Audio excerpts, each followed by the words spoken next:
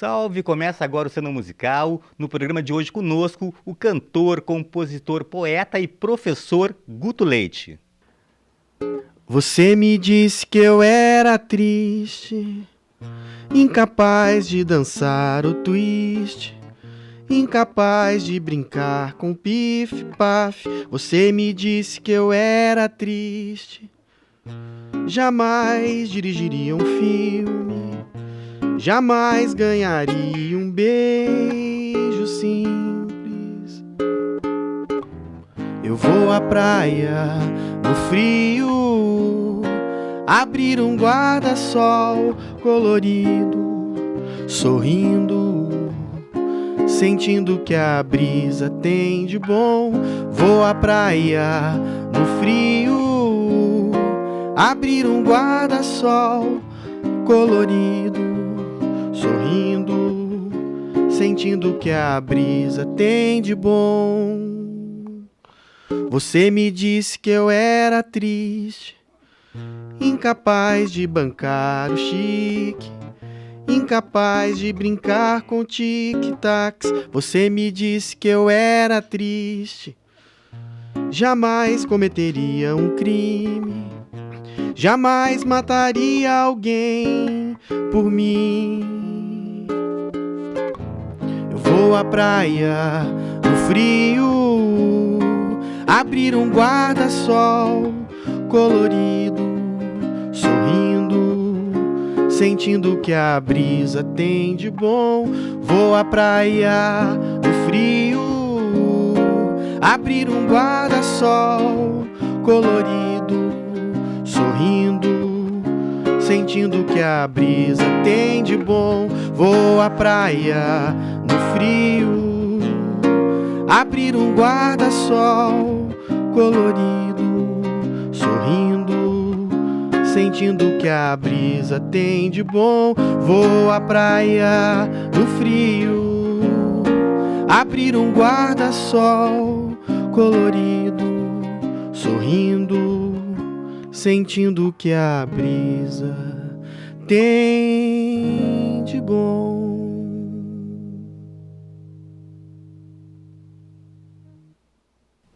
E conosco hoje aqui no Cena Musical, para nossa honra, para nosso orgulho, o cantor, compositor, roteirista, escritor, poeta, o professor Guto Leite. Guto, prazer é meu, Cartembal. Que legal. Muito obrigado pelo convite, é sempre uma alegria e um espaço muito bacana. Descobri que tem 12 anos agora falando contigo. 12 anos, é verdade. Haja história, Gelo, muito legal. É legal, muito legal. Cara. E a cultura daqui, a nossa arte merece, né? Não, é muito rica e muito variada, né? Tem dicções de todos os lados, assim, é verdade, muito bacana. É verdade. Muito bacana. Em falar em dicção, a primeira pergunta, já vamos começar a falar sobre a tua dicção, que é uma dicção que tu é mineiro, tu é de Belo Horizonte. Sim, eu sou mineiro, vivi em São Paulo durante bastante tempo fazendo universidade, depois trabalhando, mas já estou aqui em Porto Alegre há uns 10 anos, assim.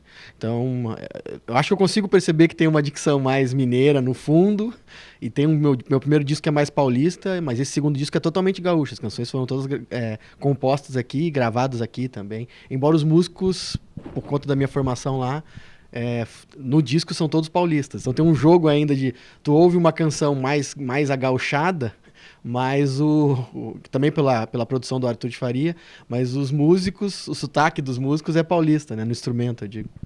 Guto, a tua formação, o que partiu? Porque na apresentação, poeta, escritor, músico, quem foi o primeiro? O primeiro saiu com uma caneta ou saiu com um violão? Essa é uma pergunta difícil de responder, né? Porque ela... tem uma certa conversa familiar, uma mitologia familiar, de eu participar de roda de samba desde muito pequeno, assim. Então, lá em Belo Horizonte. Meu tio tinha um grupo de samba e, sobretudo, quando eu entrava nos sambas de carnaval, eu cantava, assim. Então, nos espetáculos, ele me dava o microfone, eu tinha talvez 4 anos, 5 anos e tal. Bem novinho, cantando alguns sambas e tal. Mas isso tudo, eu não tenho lembrança disso, eu tenho foto disso, assim.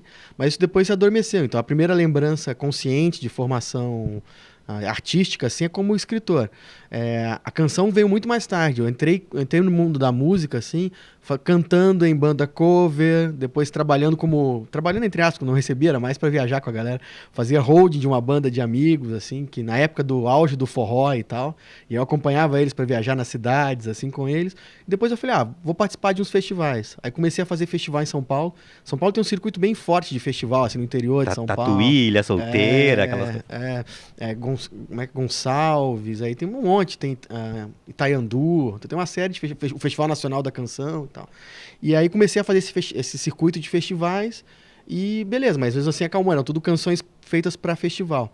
Quando eu vim pra cá, eu conheci um cara que hoje tá em Portugal. Na verdade, hoje ele tá aqui no Rio Grande do Sul, mas ele tá morando em Portugal, que é o Luciano Melo, que é um compositor de Pelotas. E ele falou, não, vamos fazer um disco sim e tal. E aí foi a ideia, então dá pra fazer disco de composição. Foi aí que a canção entrou no meu horizonte mesmo. Mas a minha formação, digamos, de consciência é de escritor. Na verdade, mais de poeta do que de prosador, mas assim, de escritor antes de ser compositor.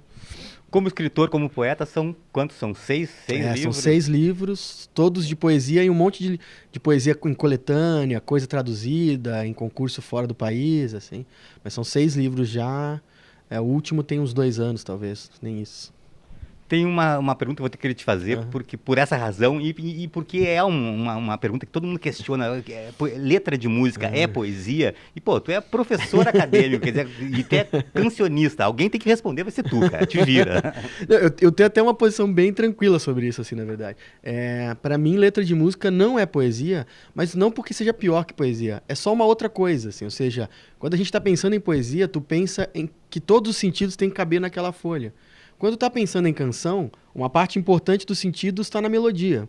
Então você não sobrecarrega a canção de sentidos. Então, por exemplo, se eu te declamasse algo do tipo abraços e beijinhos e carinhos sem ter fim, que é para acabar com esse negócio de você viver sem mim, parece um poema de guri. Mas na hora que eu coloco isso, abraços e beijinhos, aí cresce um monte. Mas não porque a letra seja pior do que o poema, mas porque parte do efeito dela vem entoada, né? Vem com a melodia. Então, para mim, é bem claro, assim, não, letra de música não é poesia, mas não porque seja pior, é só porque são duas coisas diferentes, assim, eu acho, tanto do ponto de vista de produção, quanto do ponto de vista de audição, né? De como tu recebe isso, né? Como é que tu funciona como escritor e como cancionista? Tu tem que desligar uma chave, porque uma vez eu vi o Chico falando que quando ele está escrevendo, ele não quer nem saber da canção, né? Não consegue, né? O Chico é mais metódico nisso, né? Assim, ele tem uma coisa de até separar os anos e tal, né? Então ele acaba de gravar um disco, ele larga, faz a turnê, larga o disco, então agora, por exemplo, né? Aí ele vai começar agora a pensar no próximo romance. Aí ele passa 4 anos nesse ciclo do romance e tal.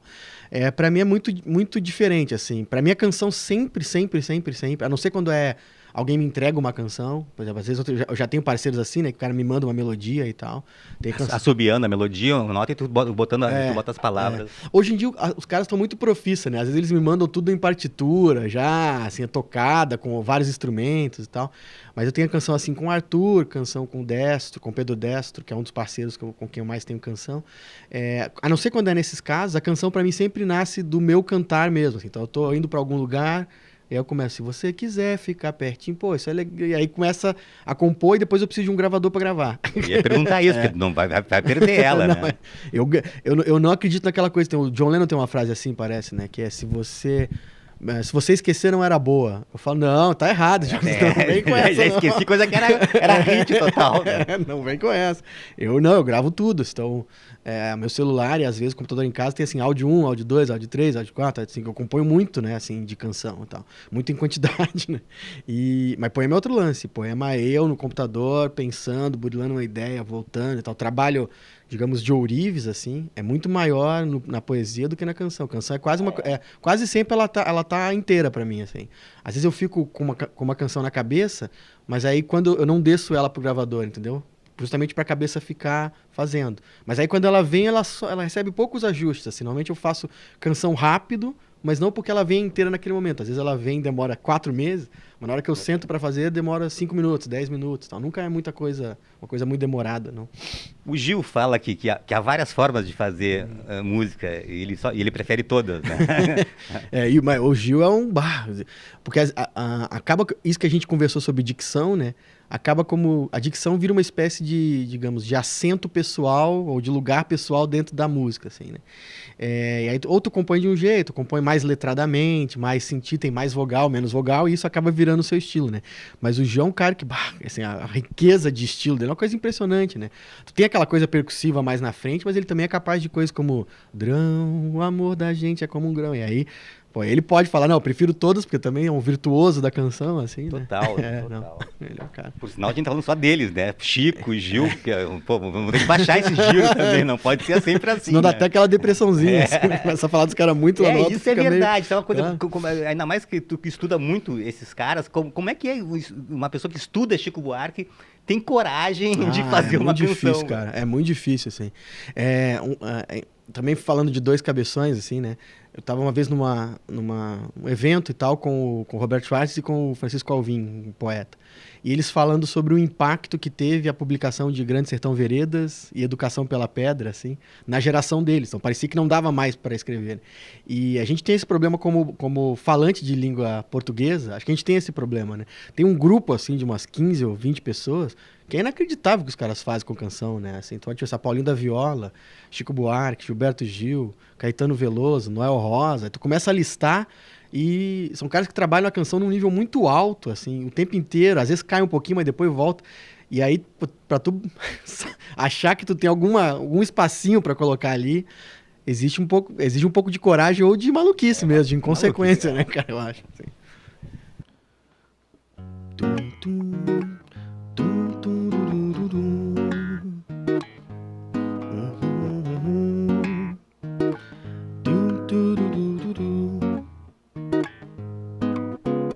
Oi, a gente é feito pra ser dois, embora nasça como embora morra como zero e viva sempre meio oi. A gente é feito pra ser dois, embora nasça como embora morra como zero e viva sempre meio assim. E vá crescendo assim, multiplicando assim e dividindo até desaparecer em zilhões de átomos, 3 ou 4 sonhos que logo vão surgir em mais alguém aqui. Ainda seremos nós? Oi? A gente é feito pra ser dois, embora nasça como um, embora morra como zero e viva sempre meio oi. A gente é feito pra ser dois, embora nasça como um, embora morra como zero e viva sempre meio assim. E vá crescendo assim, multiplicando assim e dividindo até desaparecer em zilhões de átomos, 3 ou 4 sonhos que logo vão surgir em mais alguém aqui. Ainda seremos nós? Oi? A gente é feito pra ser dois, embora nasça como um, embora morra como zero e viva sempre meio oi. A gente é feito pra ser dois, embora nasça como um, embora morra como zero e viva sempre meio. O prêmio mais importante das artes no Rio Grande do Sul é o Prêmio Açorianos. Tu conseguiu uma proeza, cara, que é conseguir a estatueta, esse Prêmio Açorianos, em 2 linguagens distintas, que é de literatura e de música. Queria que tu falasse um pouco sobre isso e a satisfação, né? Cara. Então, prêmio é sempre uma loucura, assim, né? Porque ele passa por um monte de caminhos difíceis de você divisar, né? Porque, por exemplo, tu ganhar um prêmio às vezes tem a ver com quais pessoas estão na composição do júri, se elas gostam do tipo de arte que tu faz ou gostam de outro tipo. Tem a ver se tu conseguiu, naquele ano, falar aquilo que tu queria dizer. Então, tem um monte de variável e tal. Mas, ao mesmo tempo, quando tu chega lá, assim, ou seja, quando tu tá lá nesse lugar, assim, tá todo mundo nas premiações, assim, o tipo de sensação de realização é muito grande, assim, que pô, que legal, assim, sabe? Ou seja, uma parte importante da minha vida é dedicada a isso mesmo. Então, eu tenho família, tenho 2 filhos pequenos, assim, então é meio uma logística complicada, assim, de tu continuar produzindo, mesmo tendo uma vida, trabalho na universidade, né, uma vida agitada. Então tu se sente, não, então não tô fazendo uma coisa tão esquisita assim e tal. E ao mesmo tempo, para mim é muito engraçado isso, mas engraçado no bom sentido, assim, eu tenho um amigo, o Luiz Augusto Fischer, sempre me provoca nesse sentido, assim, falando, agora tu é escritor gaúcho, agora tu é compositor gaúcho e tal. Ontem mesmo ele brincou com isso. Ele falando sobre, enfim, a maneira como se olhava para o... a gente pensava no Raul Elvanger como uma espécie de correlato do sambista daqui, como um tipo de Paulinho da Viola daqui. Então, ele começou a conversar sobre as sensações que eram nos anos 70, sobre a cena exuberante que aparecia, né? O Nelson Coelho de Castro. Ele falou, nossa, era uma coisa, assim, ele tava recuperando a memória e tal. E aí ele brincou, e a gente tava precisando de uma dicção, assim, meio Clube da Esquina, meio Chico Buarque, a gente importou você e tal. Ele brincando comigo. Então, essa coisa de virar gaúcho por meio da arte, assim, é um reconhecimento muito mais, sabe, grandioso para mim do que... Porque parece que... Porque existe mesmo uma coisa que aqui eu encontrei um lugar para poder cantar e escrever e tal. E eu poderia passar batido nesse sentido, né? Porque sou um cara de fora, ou seja, não falo exatamente das questões que talvez sejam as questões que formam as pessoas durante anos aqui. E aí eu falei, eu tava um pouco pensando nisso, vou acabar ficando num lugar meio intermediário entre ser mineiro e ser gaúcho. E aí ganhei o Açorianos de Literatura, e 2 anos depois, ou 3 anos depois, ganhei o Açorianos de Canção. Eu falei, eu acho que eu tô entre pares, assim, digamos.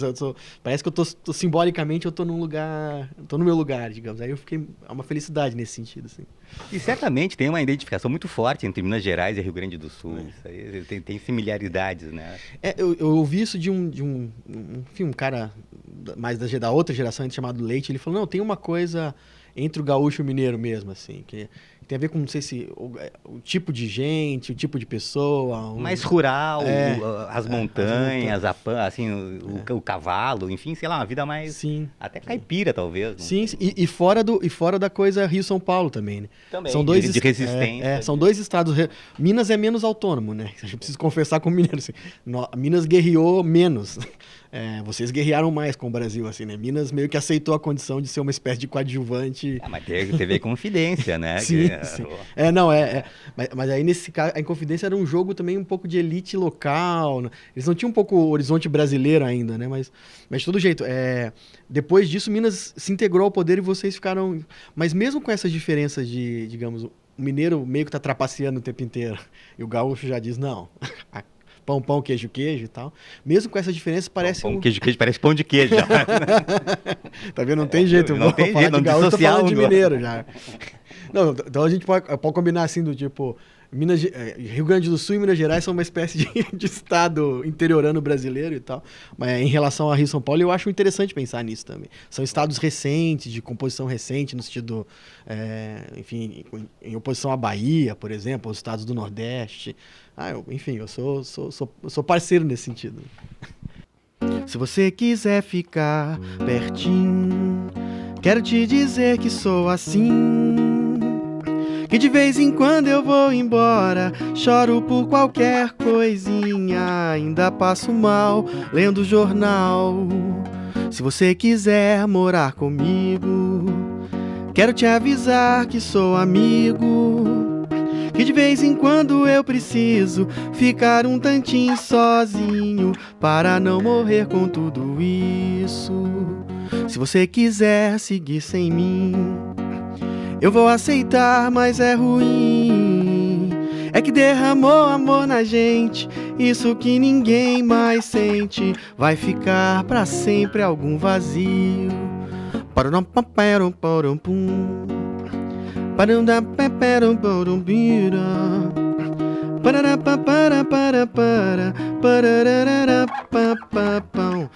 bam, bam, bam, bam, bam, bam, bam. Se você quiser ficar pertinho, quero te dizer que sou assim, que de vez em quando eu vou embora, choro por qualquer coisinha, ainda passo mal lendo o jornal. Se você quiser morar comigo, quero te avisar que sou amigo, que de vez em quando eu preciso ficar um tantinho sozinho para não morrer com tudo isso. Se você quiser seguir sem mim, eu vou aceitar, mas é ruim. É que derramou amor na gente, isso que ninguém mais sente. Vai ficar pra sempre algum vazio, vai ficar pra sempre algum vazio, vai ficar pra sempre algum vazio.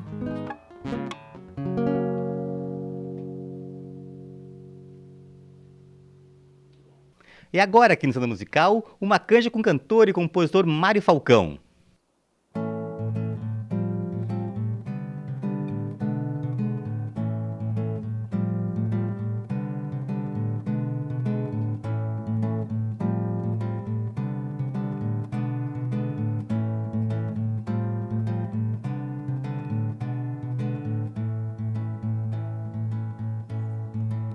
Aprendendo cresço, vou na volta que mereço. Quando deixo raso, fica tudo por acaso. Caminhando venço, pensamento que liberta. Sentimento preso, todo amor é descoberta. Todo amor é descoberta. Todo amor é descoberta.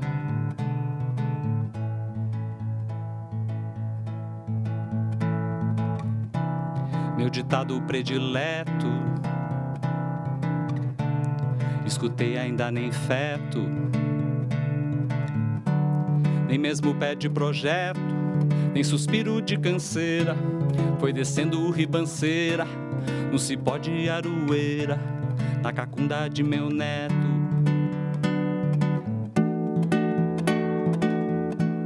Toda flor tem seu inseto.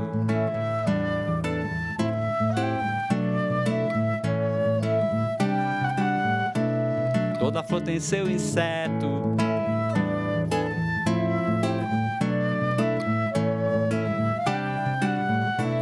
Toda flor tem seu inseto.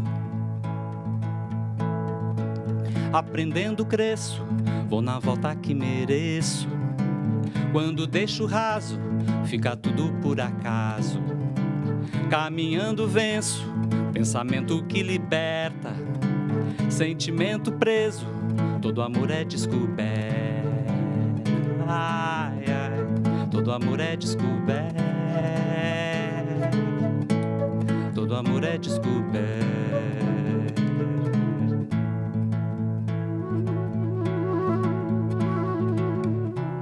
Meu ditado predileto, escutei ainda nem fé, nem mesmo pé de projeto, nem suspiro de canseira, foi descendo o ribanceira, no cipó de aroeira, na cacunda de meu neto. Toda flor, toda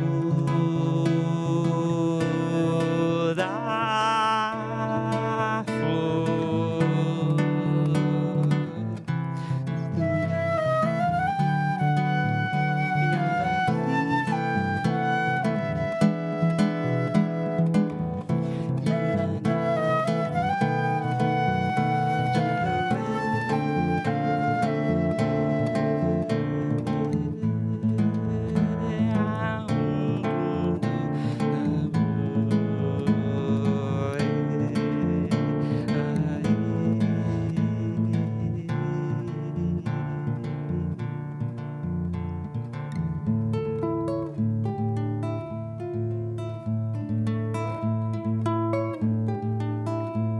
toda flor tem seu inseto.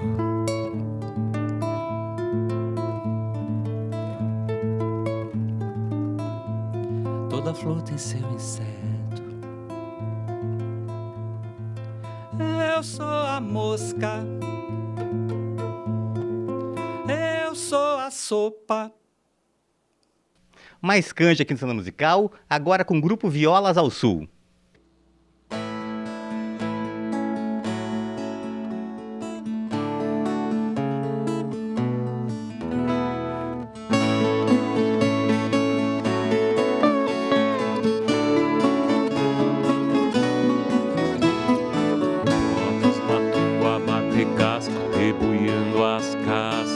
Feijão na eira, bota os matungo a bater casco, deboiando as cascas do feijão na eira.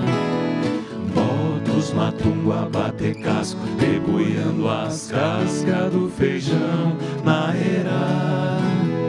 Bota os matungo a bater casco, deboiando as cascas do feijão na eira. A eira é um curral pequeno e redondo, por isso os matumba rodeando vão indo e voltando pro mesmo lugar. Ai, ai, ai, escuta o barulho dos cascos descascando as cascas do feijão na eira. Escuta o barulho dos cascos descascando as cascas do feijão na eira. Eu pego do ancinho, carrego caspaia em riba do chão, ficando e preteando só os grãos de feijão. Ai, ai, ai, os cavalos encerrados no meio da eira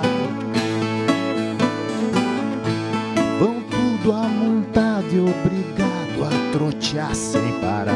sem parar, sem parar, sem parar, sem parar, sem cansar, sem parar. E por mais que eles marchem no trote, troteando, vão sempre cruzando e voltando pro mesmo lugar. Sem parar, até cansar, sem parar, sem parar, sem parar, até cansar.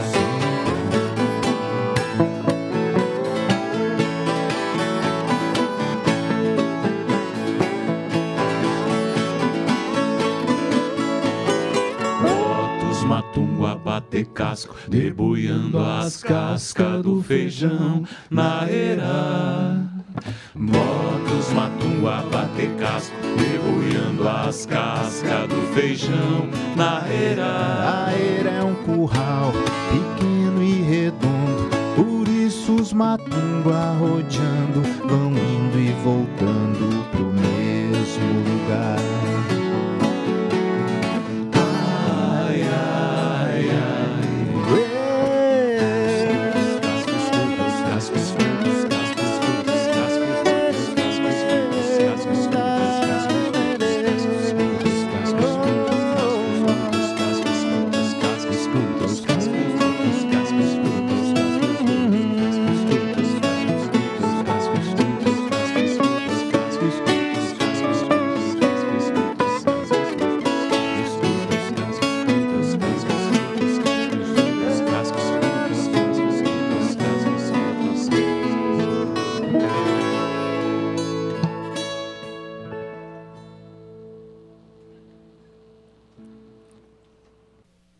E agora, aqui no programa, um pouco do show de Paola Kirsch no espetáculo de abertura do projeto Sarau do Solar, temporada 2019.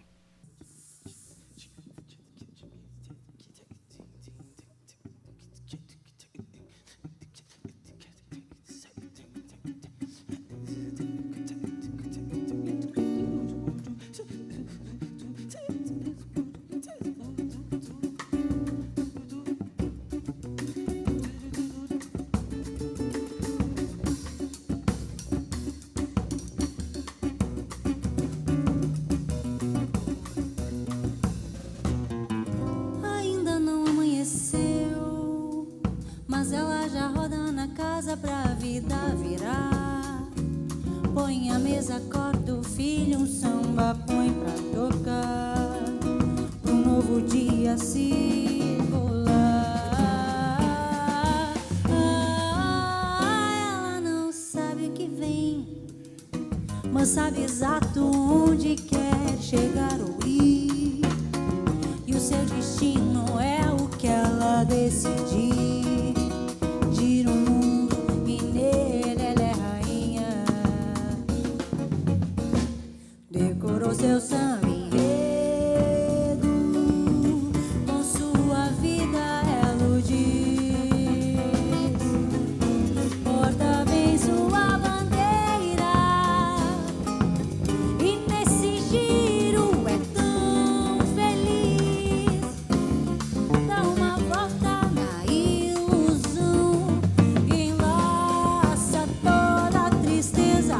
Essa morena quando roda saia de jeito, fica com ares de alteza. Roda essa saia assim, porque é dona do chão desse pão e da casa. Roda pra lá e pra cá, porque sabe viver sem deixar de sonhar. Roda essa saia assim, porque é dona do chão desse pão e da casa. Roda pra lá e pra cá, porque sabe lutar sem deixar de sonhar. Ainda não amanheceu, mas ela já roda na casa pra vida virar. Põe a mesa, acorda o filho, o samba põe pra tocar, pra um novo dia circular. Ela não sabe o que vem, mas sabe exato onde quer chegar ou ir. E o seu destino é o que ela decidir. Gira o mundo e nele ela é rainha. Decorou seu samba enredo, com sua vida ela diz. Porta bem sua bandeira, e nesse giro é tão feliz. Dá uma volta na ilusão e enlaça toda a tristeza. Essa morena quando roda saia de jeito, fica com ares de alteza. Roda essa saia assim, porque é dona do chão desse pão e da casa. Roda pra lá e pra cá, porque sabe viver sem deixar de sonhar. Roda essa saia assim, porque é dona do chão desse pão e da casa. Roda pra lá e pra cá, porque sabe lutar sem deixar de sonhar.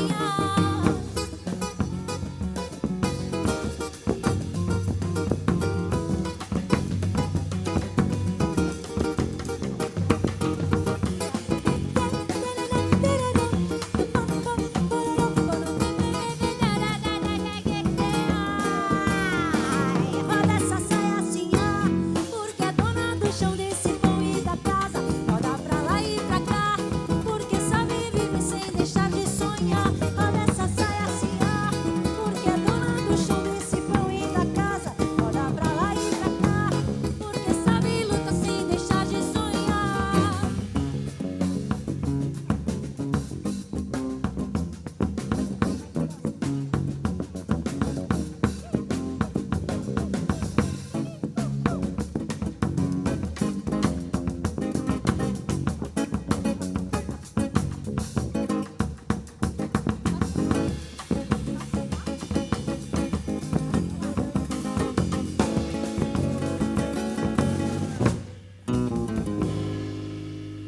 Ainda não amanheceu.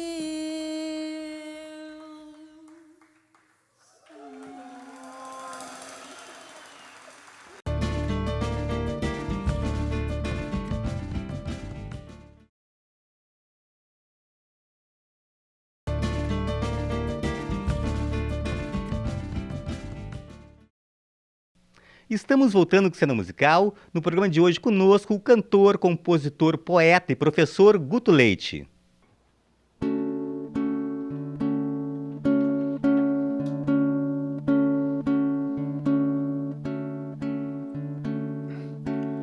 Seja bem, seja como for, seja zen, seja mal também, seja com quem te der amor, seja som, seja silêncio, seja sul, seja mar azul, seja sal, seja carnaval, seja até quando Deus quiser, seja bom, seja tanto e tão, que um dia o céu vai cair e quem diria, vamos ser assim, só 1 e 2, ninguém vai morrer de rir de nós. Vou poder dizer que um dia o céu vai cair e quem diria, vamos ser assim, só 1 e 2, ninguém vai morrer de rir de nós. Vou poder dizer, seja bem, seja como for, seja zen, seja mal também, seja com quem te der amor, seja som, seja silêncio, seja sul, seja mar azul, seja sal, seja carnaval, seja até quando Deus quiser, seja bom, seja tanto e tão, que um dia o céu vai cair e quem diria, vamos ser assim, só 1 e 2, ninguém vai morrer de rir de nós. Vou poder dizer que um dia o céu vai cair, vamos ser assim, só 1, ninguém vai morrer. Vou poder dizer,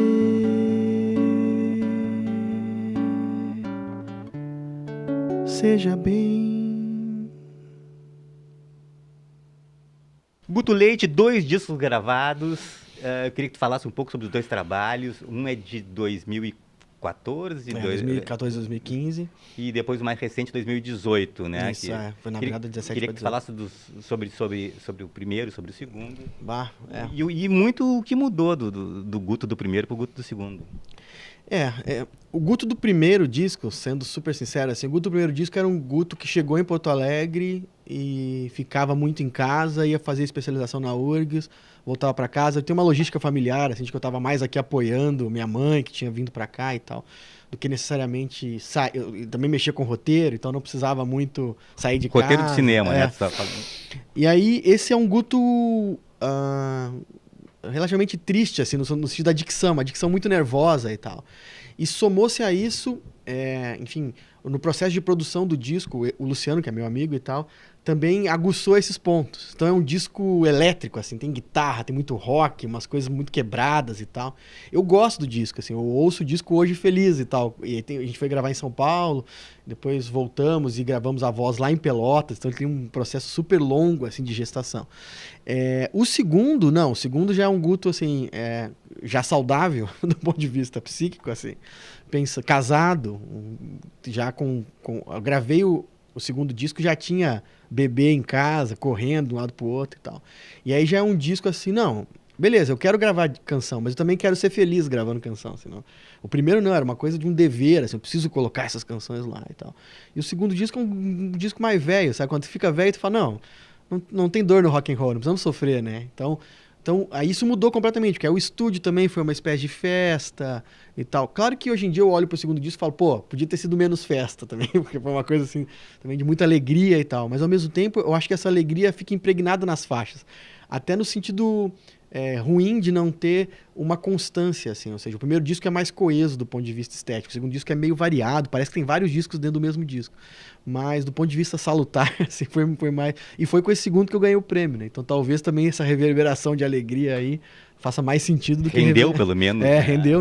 Os 2 são independentes. Independentes no que se diz que independente, que é super dependente. Os 2 são independentes e o segundo funcionou com financiamento coletivo, né? Então, que é uma independência mais financiada pelos fãs e tal, pelo público. Aquelas plataformas Catarse, traga eu seu usei show. o Catarse, e aí eu consegui uma boa parte, completei o resto e gravei, assim. Então, foi... E aí, enfim, distribuí o disco depois, mas...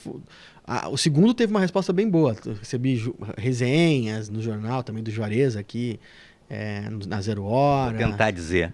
As 10 canções que você tem que ouvir. Foi bom. Essa é a versão gaúcha do título. Errei, o título é 10 canções sem as quais você não poderá viver nem mais um segundo. Cara, tu já contou quantos caracteres tem o título? Eu acho que não cabe num Twitter esse título. Não, isso aí é verdade. Título anti-Twitter. Queria que tu me falasse sobre esse disco especificamente, onde foi captado, quem fez masterização, mixagem, participações especiais. Legal. Esse disco foi feito na Tec Áudio, aqui em Porto Alegre, produção do Arthur de Faria, engenharia de som muito importante do Gustavo Breyer, que é um baita engenheiro, que depois trabalhou com os Novos Baianos e tal. Ele saiu da produção do meu disco para entrar no controle de som dos Novos Baianos, né? E aí, como músicos de base, é o Diego Andrade, um baterista de São Paulo, o Pedro Dess, que é meu parceiro, e o Guilherme Vieira, que também é parceiro, mas em menor quantidade. Era o trio de base. Contava com um pianista de Jundiaí, que é parceiro das antigas e também está no disco, que é o Thiago Lourenço. E aí a gente conseguiu vários convidados. Assim, o Matheus Kleber fez acordeon, o Giovanni Berti fez percussão, o Ângelo Primon gravou viola em 2 canções.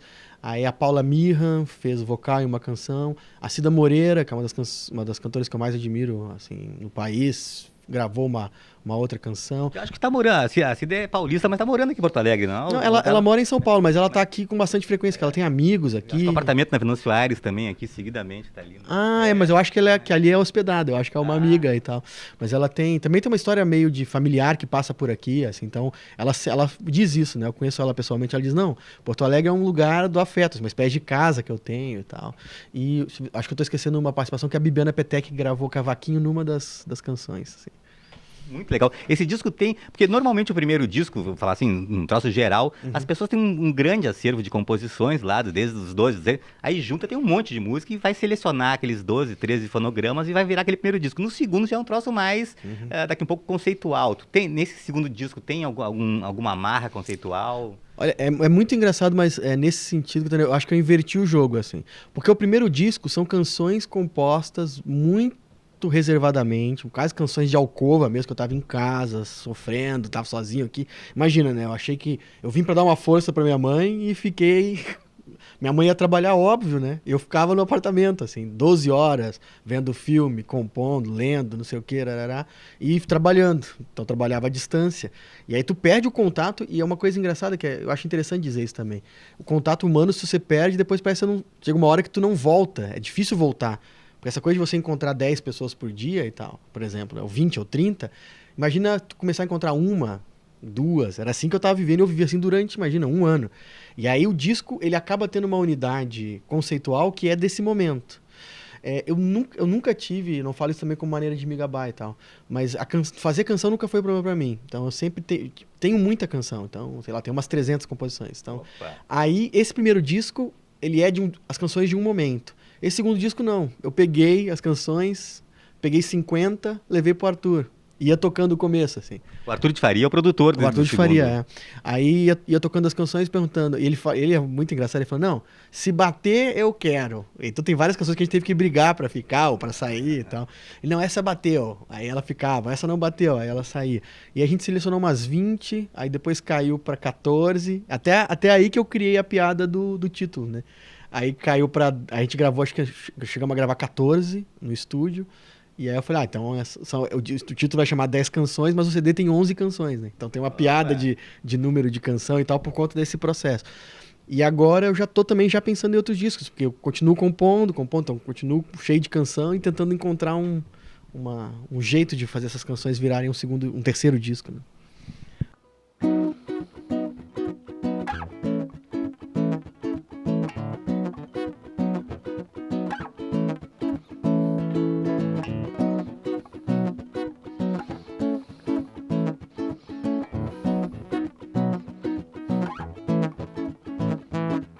Na ponta de uma laranja escondi uma coisa de que ninguém manja, uma menina mara de franja, uma canja quente de siri. Na ponta da pata do bicho escondi um vício, um cochicho de namorado, um recado e um congado pras almas subir. Ninguém leva nada do corpo, ninguém leva um pelo do corpo, ninguém leva o dedo do corpo. O corpo é que leva você. Ninguém leva nada do corpo, ninguém leva o medo do corpo, ninguém leva o cheiro do corpo. O corpo é que leva você.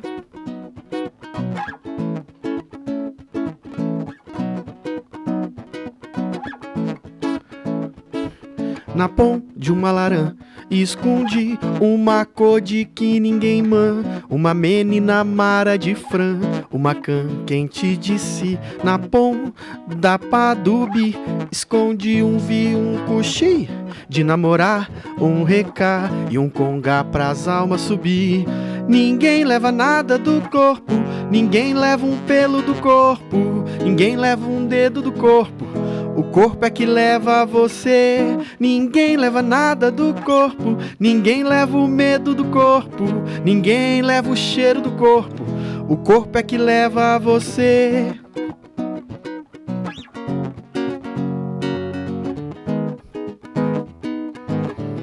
O corpo é que leva você.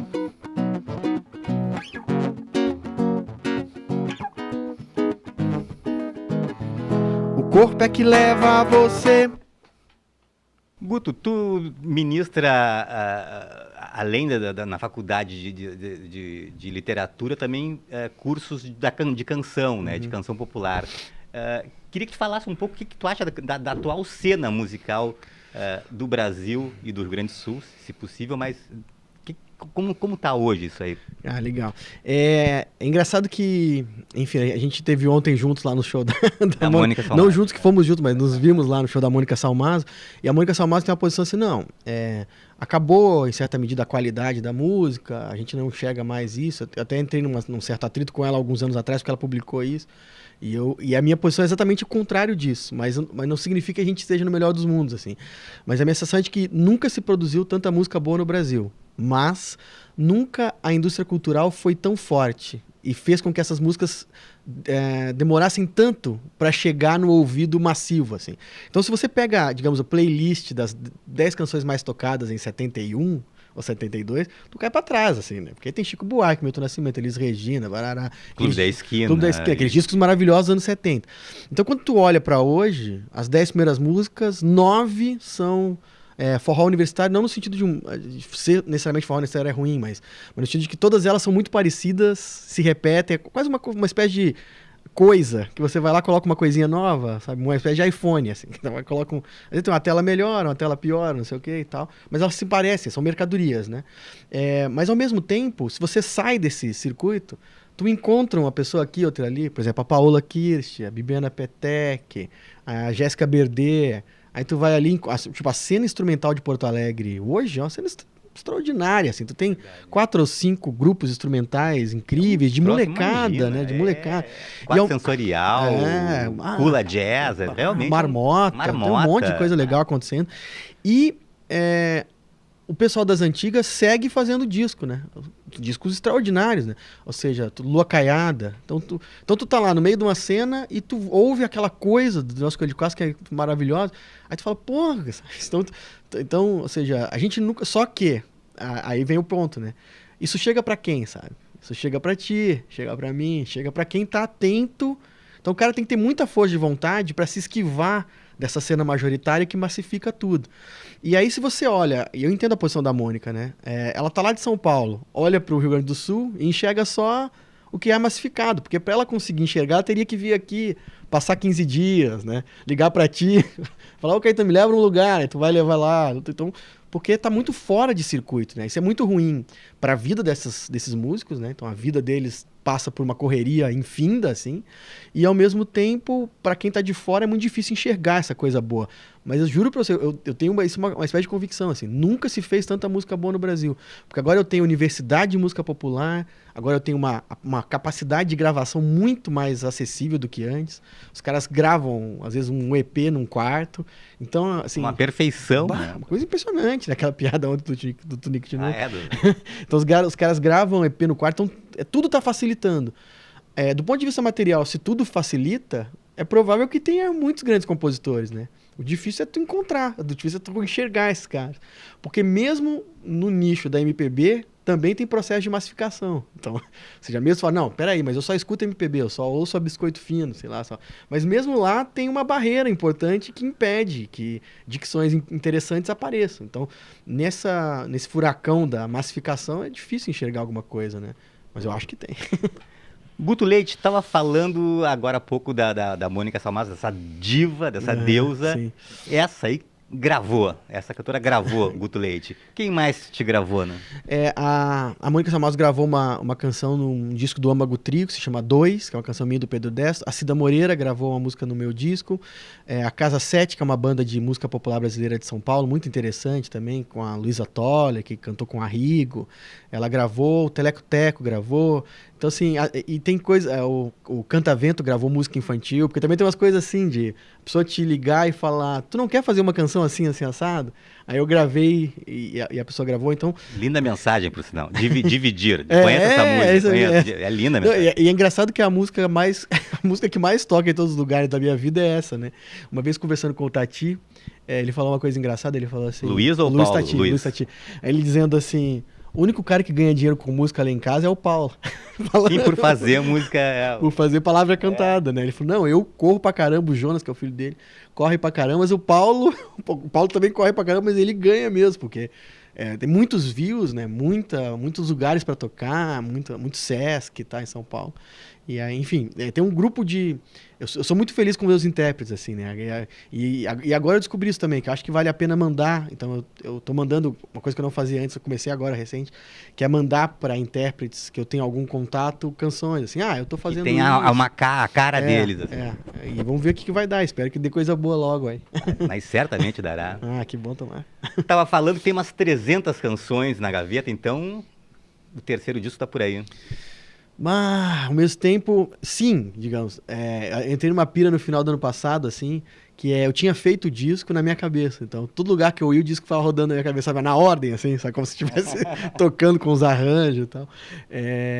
Então, assim, sim, nesse sentido, sim. Mas, ao mesmo tempo, tem aquela pergunta que a gente estava conversando fora do ar, né? Fora do ar. Que é, assim, o que é fazer um disco? Vale a pena fazer um clipe? Se eu fizer um disco, é financiamento coletivo ou eu banco o disco? E aí, lança 12 ou lança o single? Lanço EP, lanço single, lanço 13.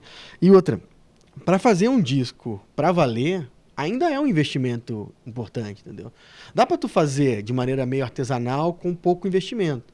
Mas eu não sei se um disco assim do tipo, vamos pro estúdio com bons músicos, com bom produtor e tal, eu não sei se ele custa menos do que 30 conto no Brasil, assim. E aí, mas tu pode fazer um disco de 10, mas tu quer fazer um disco de 10? Então tem um jogo interessante aqui, né? E se tu faz um disco de 30, tu vai fazer financiamento coletivo de 30? Eu tenho amigos que estão atualmente em financiamento coletivo e o financiamento coletivo acompanha o país, né? Então, as pessoas sem grana, elas vão gastar 30, 40 reais para ajudar a fazer um disco para receber daqui a 6 meses.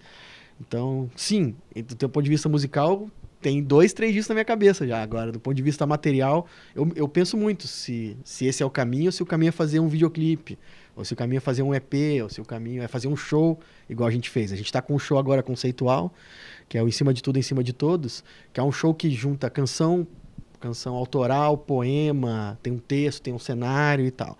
Então, os nossos últimos investimentos de tempo foi na construção desse show.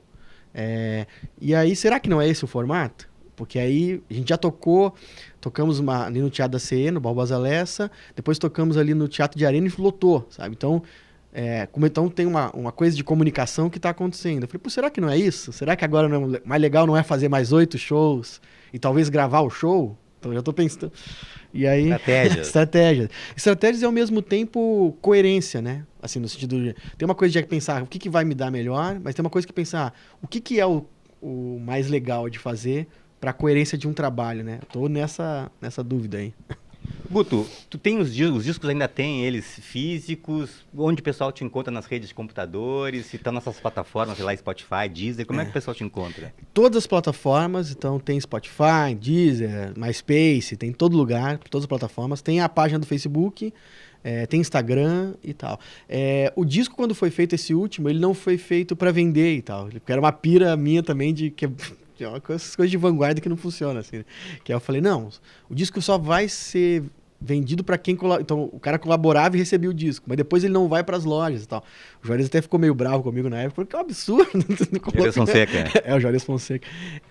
Porque ele falou, tá, e agora? O que eu faço? E foi um tiro no pé mesmo, né? Porque o disco recebeu uma certa reverberação, mas e quem não sabia de mim antes de financiar, entendeu? Então, o que eu tenho feito eu presentei, porque eu ainda tenho alguns discos, não muitos, mas ainda tenho. Então, eu presentei o disco e tal, mas ele não é vendável, digamos. A provocação era essa, né? Como criar um objeto contemporâneo que não seja vendável, que não tenha preço, né? Mas, ao mesmo tempo, também... ele está em todas as plataformas, você consegue ouvir de graça no Spotify, enfim, nas outras plataformas que tem música em stream, assim, então está super acessível. Legal, Guto, foi um prazer falar contigo, prazer trocar uma ideia. A gente ia para fazer mais 2, 3 programas aqui, facinho, cara. Que bom. Muito obrigado. Prazer é meu, velho. Obrigado Valeu. pelo convite, pelo espaço, super demais, gostei. Valeu. E volte aqui com o terceiro disco, por pode favor. Pode deixar vir aí. Um abraço. Então tá, o Cena Musical vai ficando por aqui hoje e a gente volta na próxima semana com muito mais som. Até lá.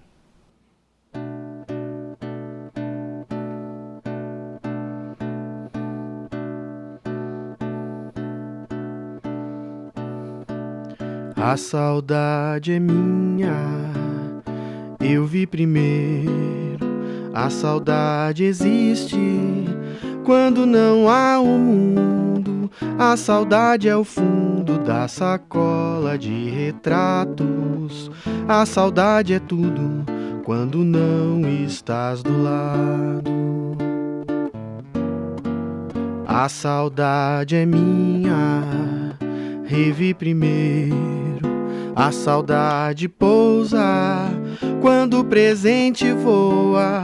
A saudade é boa quando traz o que foi grato. A saudade mata se nos leva pro passado.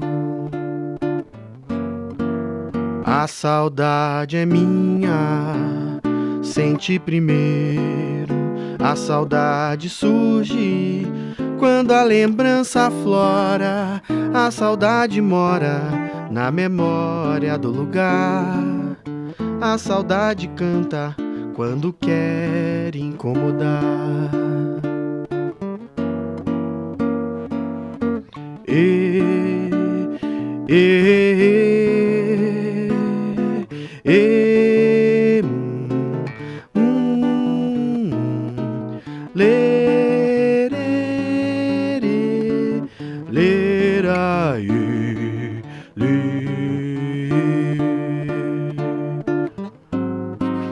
A saudade é minha, senti primeiro. A saudade surge quando a lembrança aflora.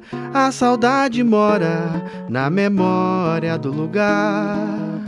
A saudade canta quando quer incomodar. A saudade canta quando quer incomodar. A saudade canta quando quer incomodar.